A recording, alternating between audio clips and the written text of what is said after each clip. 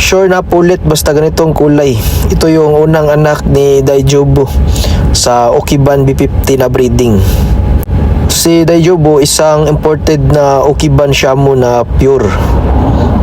Itong anak niya running 1 month na.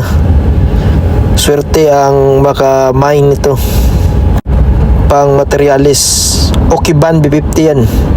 Sa mga nagtatanong anong dalawan ng Okiban, mga bagong followers natin, tingnan nyo na lang sa comment section, nilagay ko yung unang sayaw ni Daijobu, isang pure na Okiban Shamu na imported. Itong nasa picture ay pulit, anak niya, Okiban B50 breeding.